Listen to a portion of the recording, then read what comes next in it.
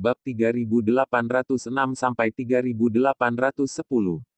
Xie Qing melihat Mu Yun dalam keadaan linglung, dan berkata sambil tersenyum, putramu adalah putra surga dengan 9 nyawa. Jika kamu harus menyelamatkan dunia, aku harus menyelamatkan keluarga nagaku. Aku akan pergi bersamamu. Itu tidak perlu. Xie Qing berkata langsung. Orang tua Bailiki berkata bahwa ini adalah takdirku. Aku harus menangkapnya. Masing-masing dari 10 keluarga naga tidak kurang dari kekuatan kelas 1. Ayahmu membuka jalan untukmu, dan orang tua Bailiki membuka jalan bagiku. Lagi pula, ada banyak keluarga naga yang setia kepada Zulong. Begitu identitas keturunan Zulong kita terungkap, mungkin 10 keluarga naga teratas akan berlutut dan memanggil ayah mereka. Mendengar ini, Mu Yun tertawa dan berkata, panggil ayahmu, jangan panggil aku kakek. Gulung betisnya, Mu Yun memandang Xie Qing dan berkata dengan serius, saya benar-benar tidak membutuhkan bantuan saya. Tidak, Xie Qing berkata lagi, lihat dirimu sekarang. Di surga ke-9, ibumu dan orang tua Bailiki adalah fondasi kita berdua. Kamu tidak tahu malu, Aula Awan adalah milikku. Xie Qing Pei menyesapnya dan berkata lagi, sekarang di surga ke-7, perkembangan Senfu, ditambah dengan Istana Ulat Sutra Es juga merupakan sebuah fondasi. Lihat aku lagi. Aku tidak punya apa-apa. Menyedihkan sekali. Xie Qing berkata sambil tersenyum. Kali ini saya akan membangun fondasi kekuatan saya sendiri di keluarga Huilong, sehingga keluarga Kaisar Lama dapat mengetahui bahwa keluarga Gembala Lama Anda dan keluarga Xie Lama saya tidak mudah untuk diganggu. Petik 2. Jika aku ingin membunuh anakku, bisakah aku bahagia? Setidaknya aku bersaudara dengan Mu Qingyu. Persetan dengan adikmu. Mu Yun meninju Xie Qing dan berkata, kapan kamu akan mulai?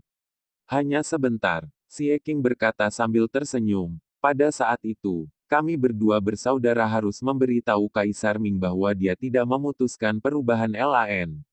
Ya, Mu Yun mengambil toples anggur dan minum banyak.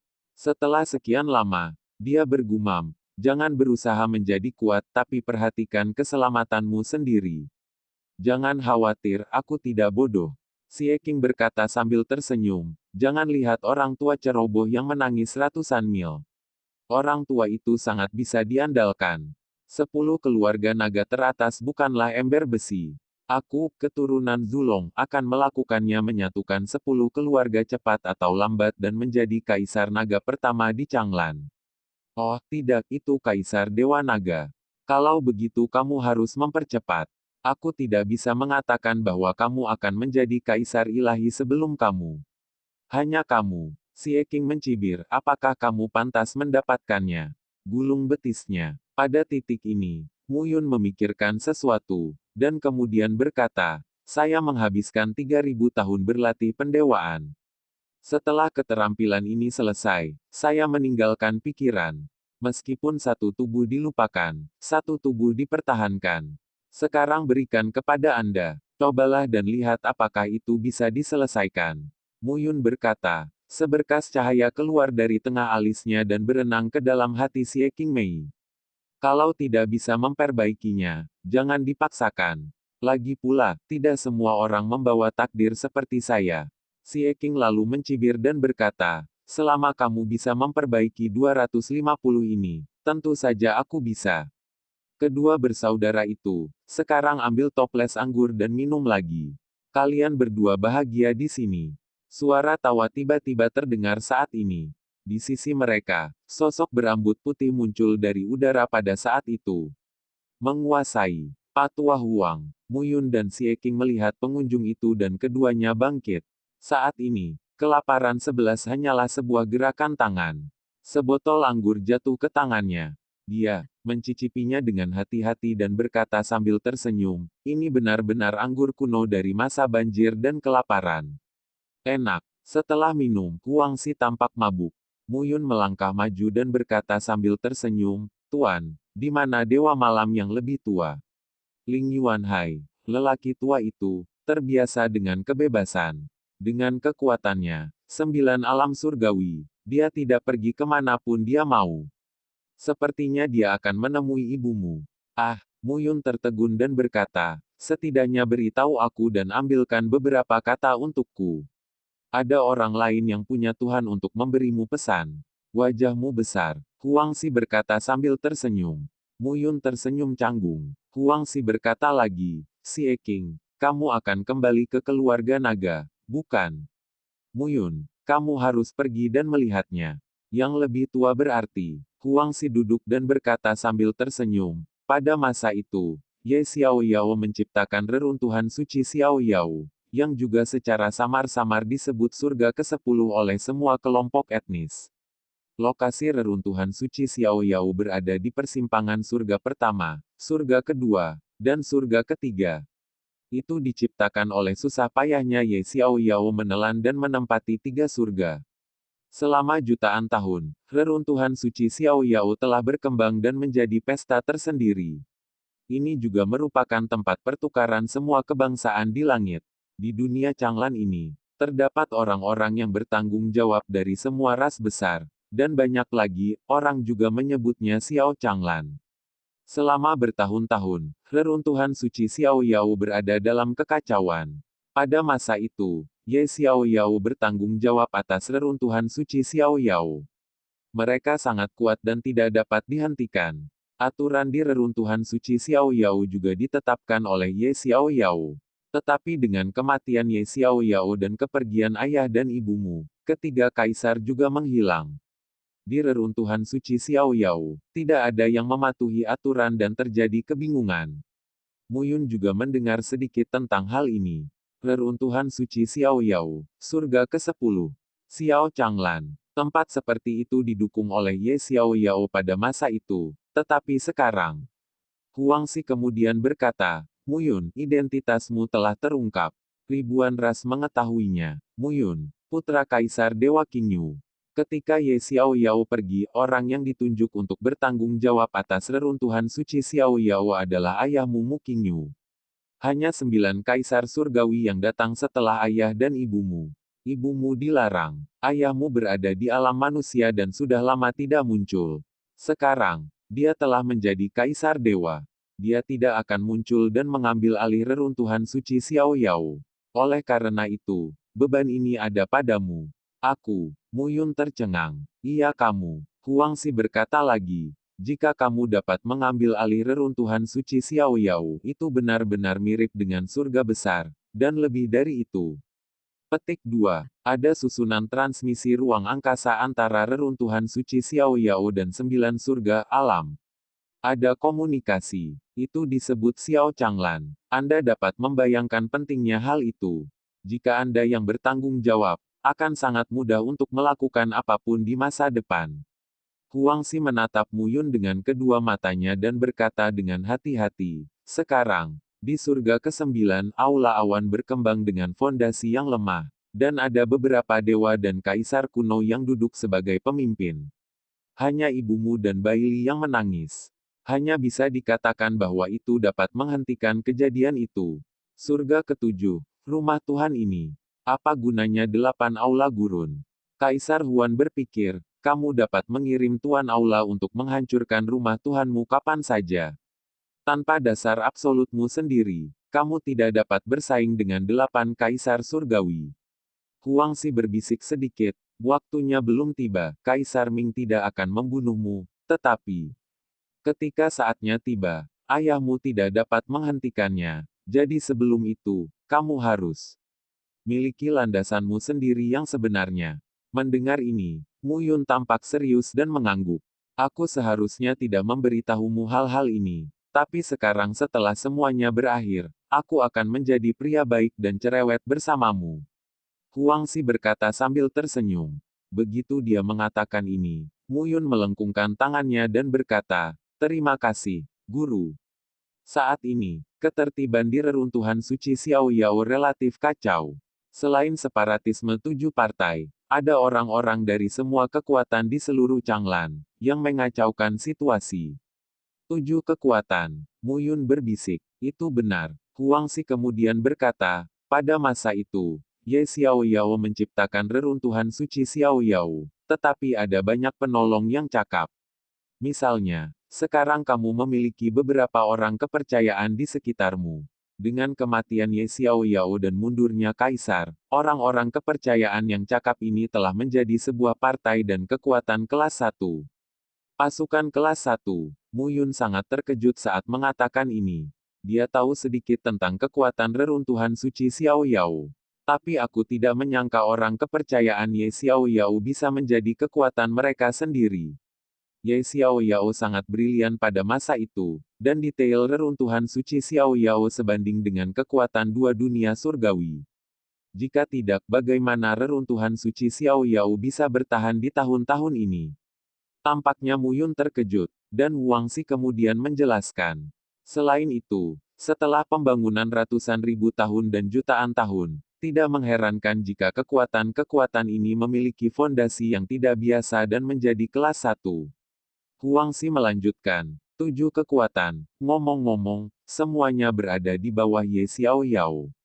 Xiao, Nangong, Jun, Chu, Huang, Tuoba, dan kamu. Itu benar. Huang Xi berbalik dan berkata, Nyonya Xiao Yuner sekarang berada di antara orang-orang Xiao di reruntuhan suci Xiaoyao. Tapi sejauh yang aku tahu, sepertinya itu dihargai oleh keluarga Xiao. Tapi putrimu sepertinya tidak begitu baik. Putri, Mu Yun tercengang. Apakah Xiao Yuner punya anak perempuan? Mu Yun sangat senang. Tetapi ketika dia memikirkan tentang kelaparan 11, Mu Yun sedikit terkejut. Keras. Huang Xi berkata lagi, Xiao Yuner memiliki intisari nenek moyang keluarga Xiao, satu tubuh dan dua jiwa. Kamu harus mengetahuinya. Keluarga Xiao sangat mementingkan Xiao Yuner. Hanya saja nama putrimu sepertinya. Mu Yudan. Awalnya, keluarga Xiao khawatir akan mengganggu Kaisar Surga karena putrimu, jadi mereka tidak ingin melihatmu. Tetapi kemudian, ayahmu menjadi Kaisar Dewa. Situasi putrimu jauh lebih baik. Aku tidak tahu persisnya. Namun, kamu tidak perlu terlalu khawatir. Ku dengar istrimu Qin Mengyao sekarang adalah kepala keluarga Bing Huang. Dia selalu pergi ke reruntuhan suci Xiaoyao untuk merawat ibu dan anak perempuan mereka.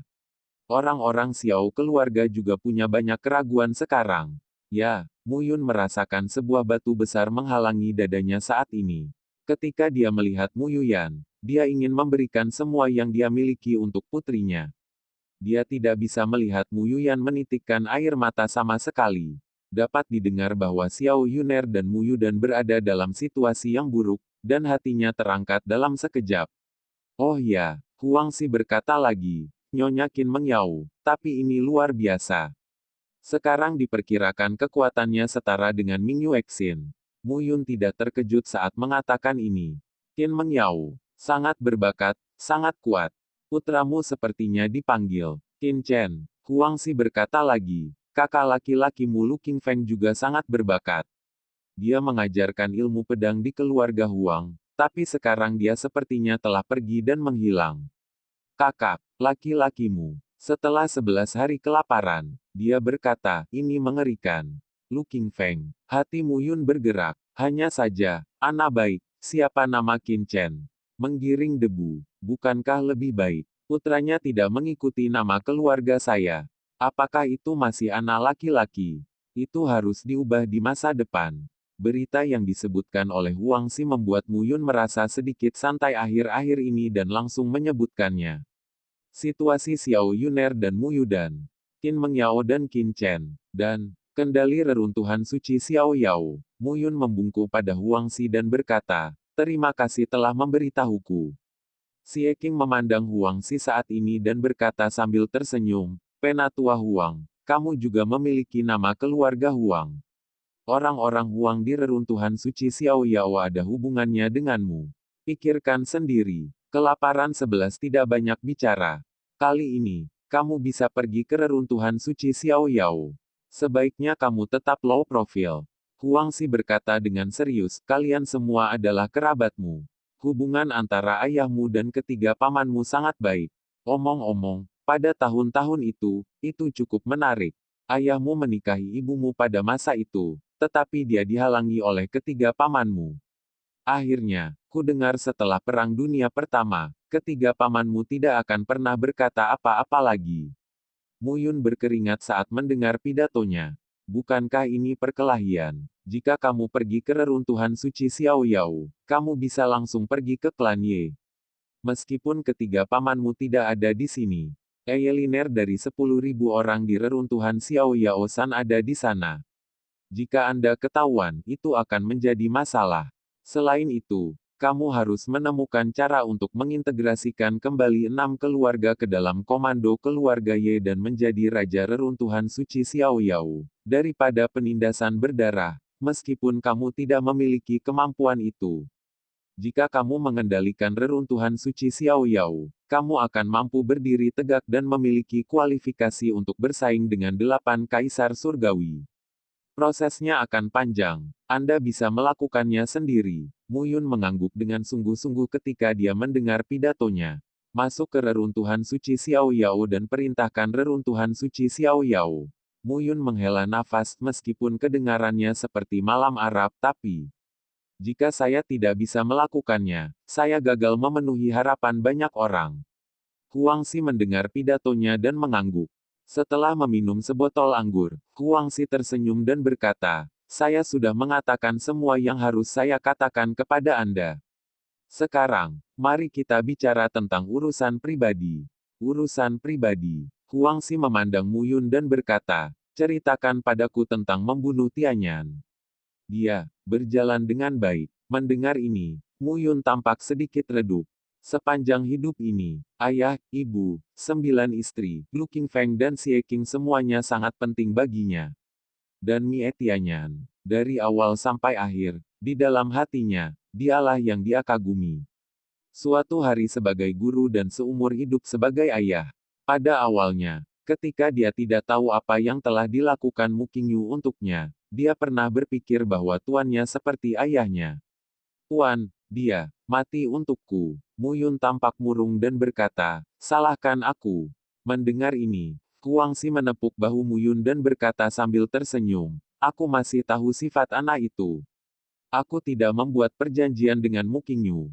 Mungkin dia menyalahkan dirinya sendiri atas kematian istrinya dan kematian muridnya. Setelah bertahun-tahun menderita, memilih jalan buntu bukanlah hal yang melegakan.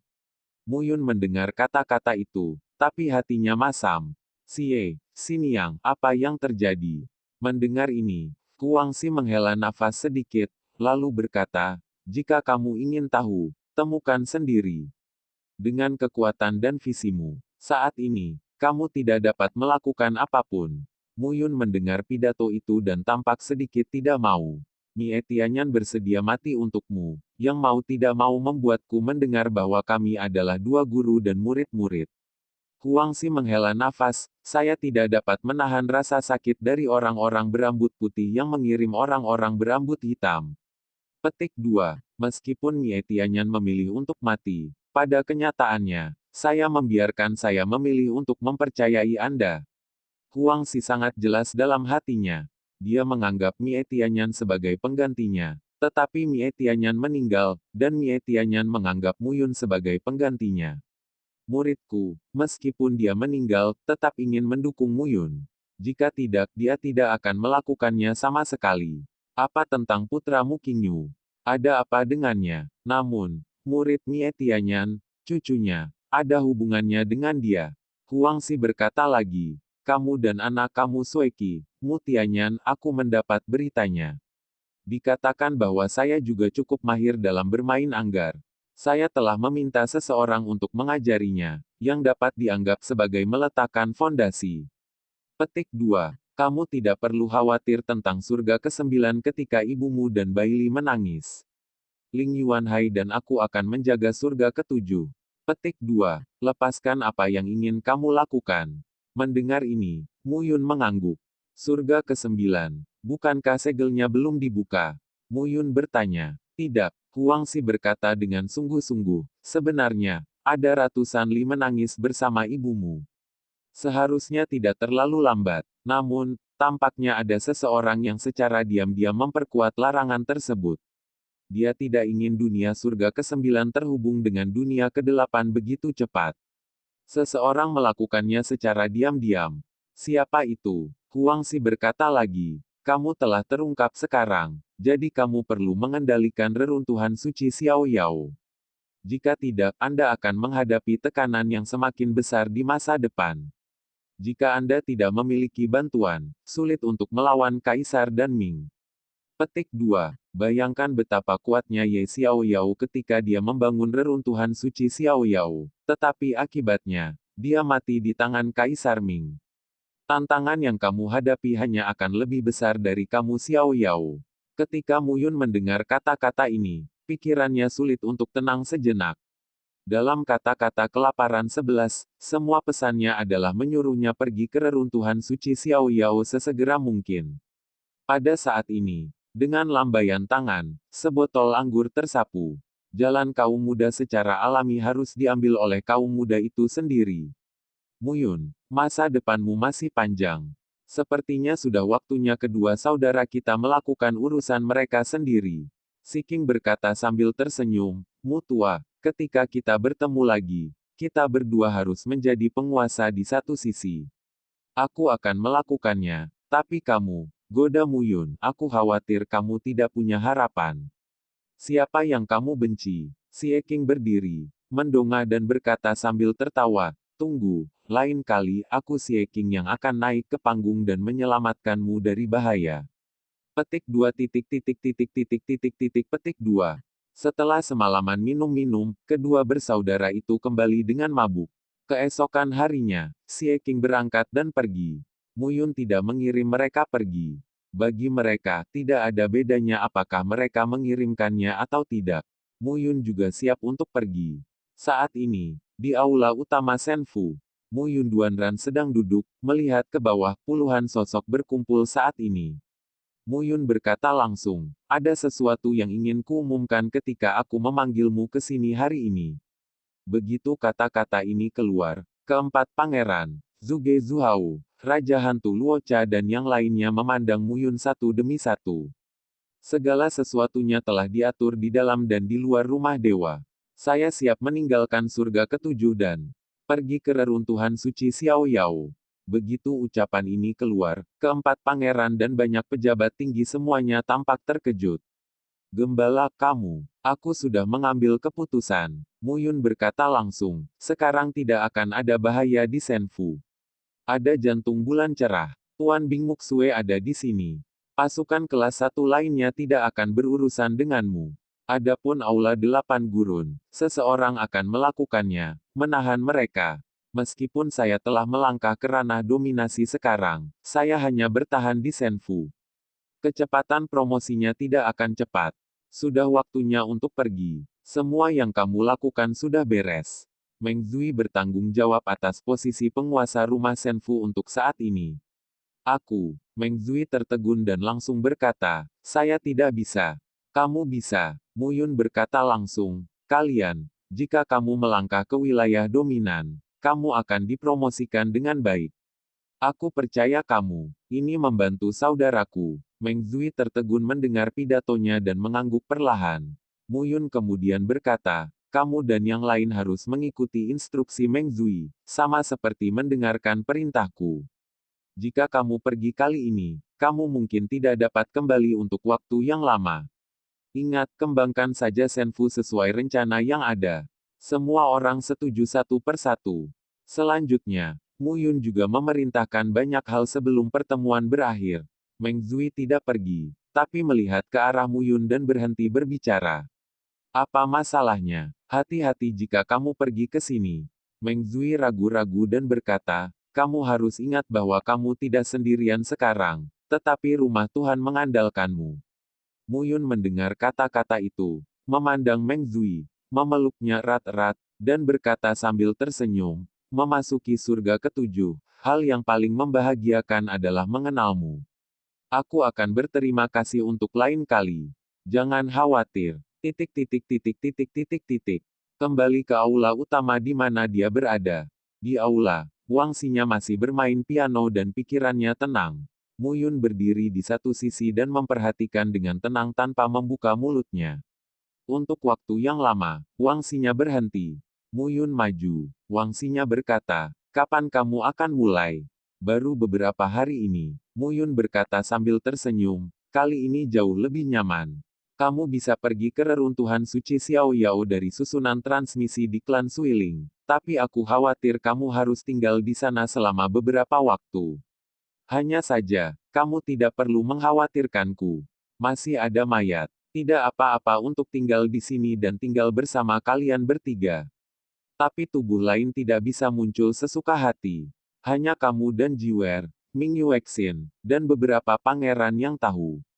Wangsinya mengangguk. Muyun dengan lembut dari belakang, meraih pinggang ramping Wangsinya dan berkata sambil tersenyum, jika kamu merindukanku di masa depan, temukan saja aku di wilayah rahasia Donghua. Kali ini, bahkan jika aku mati, aku akan tetap ada di sini. Jangan bicara omong kosong, Wangsinya berkata, selanjutnya, saya harus bekerja lebih keras. Saya tidak bisa dikejar oleh Anda. Ini terlalu memalukan. Lagi pula karena kamu berencana punya anak, kamu harus membiarkan anak itu lahir tanpa bahaya. Ya, dalam beberapa hari berikutnya, Muyun, Wangsinya dan Jiwer, bersama dengan Muyuyan, berjalan-jalan di sekitar kota Senfu. Mereka jarang memiliki waktu senggang untuk menemani beberapa orang. Kali ini, Muyun tidak bermaksud untuk diikuti, melainkan pergi ke reruntuhan suci Xiao Yao sendirian.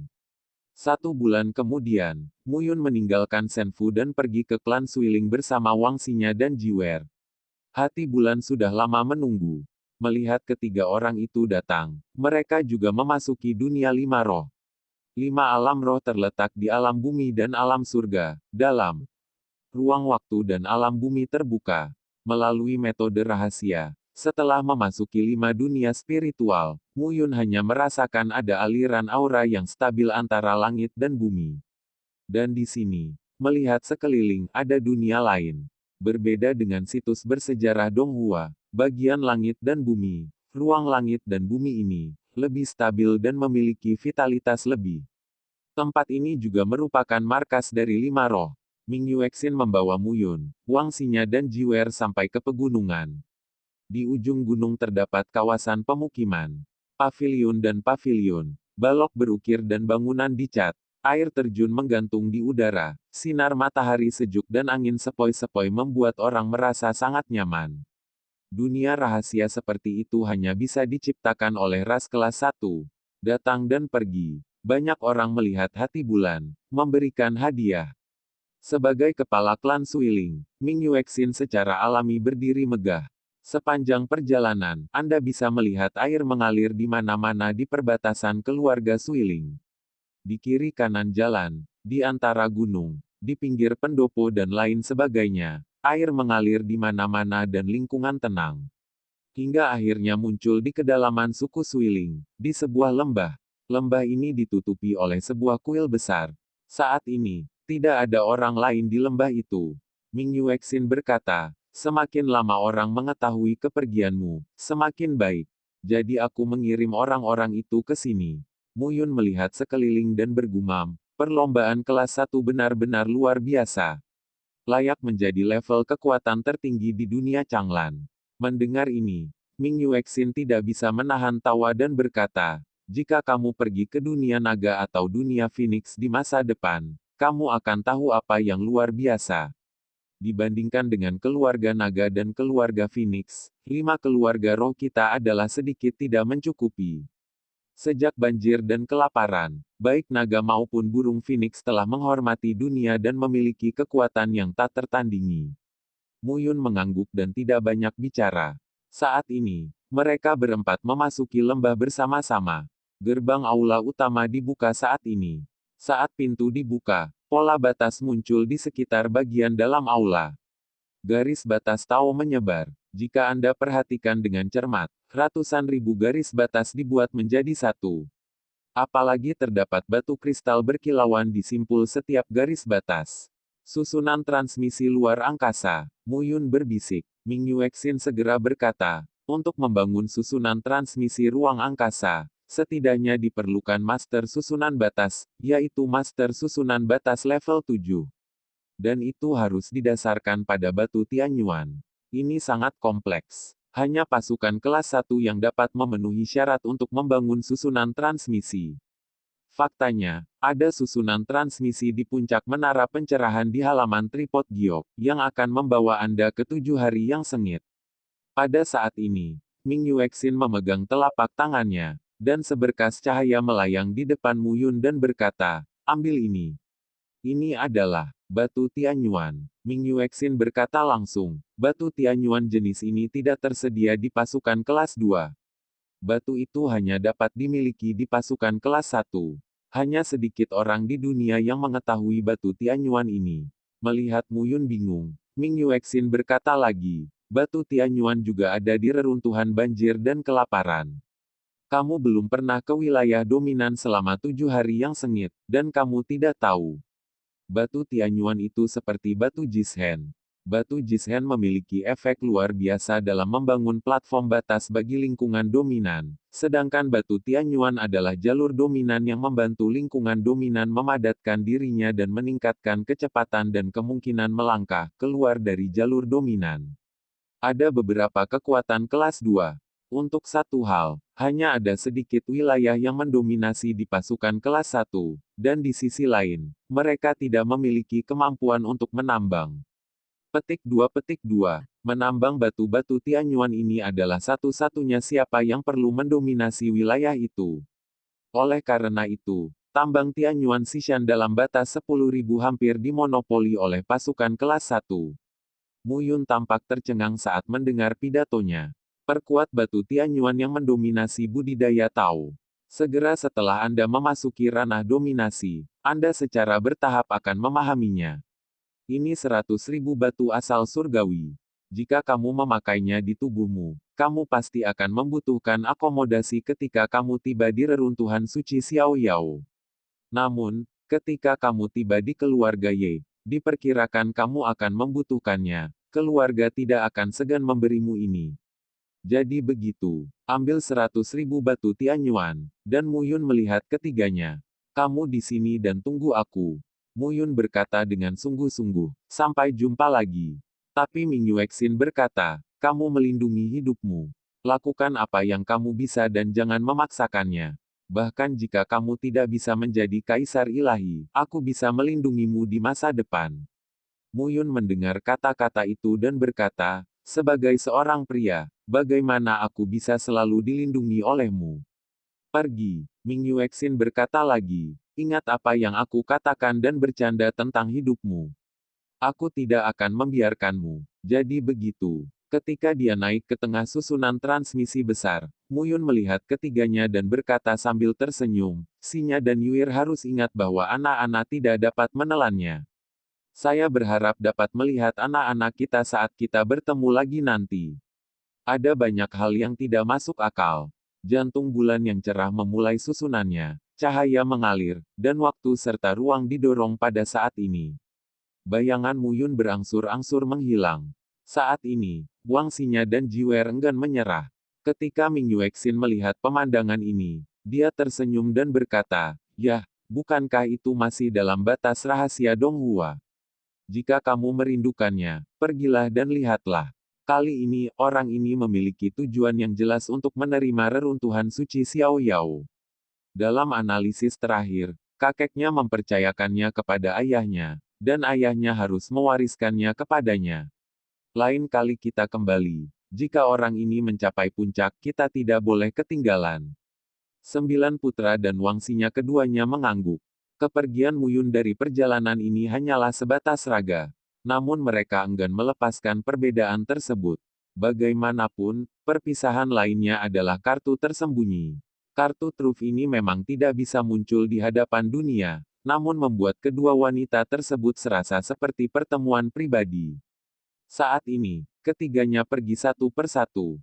Saat Mu Yun pergi kali ini, dia selalu tahu kemana orang ini pergi, dan bahkan jika dia mencapai reruntuhan suci Xiao Yao, Mu Yun tidak sendirian.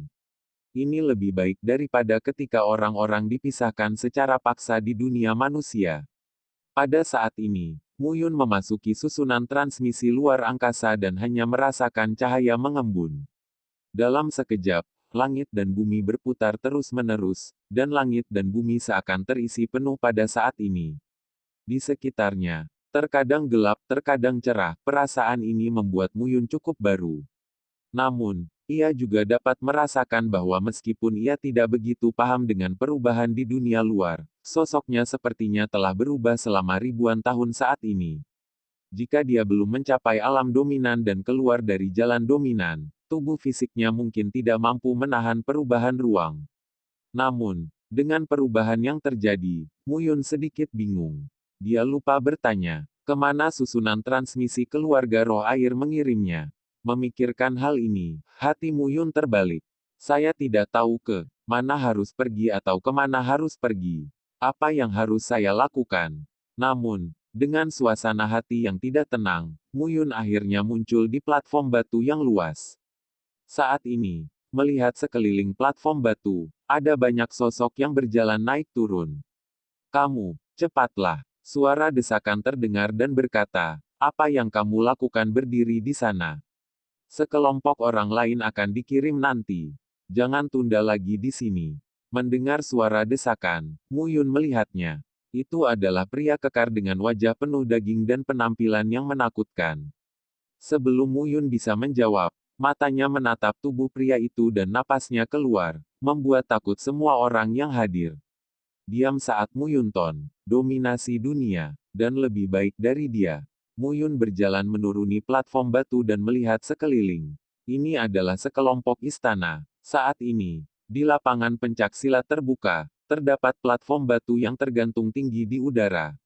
Di sekitar platform batu, terdapat pola batas tau, dan batu Tianyuan berkilauan. Tempat ini tampak seperti susunan transmisi klan roh air, tetapi sangat ramai dibandingkan dengan penggunaan khusus klan roh air. Selain itu, ada lebih dari satu rangkaian transmisi, datang dan pergi. Ada beberapa susunan transmisi di sekitarnya. Beberapa orang masuk dan yang lainnya keluar.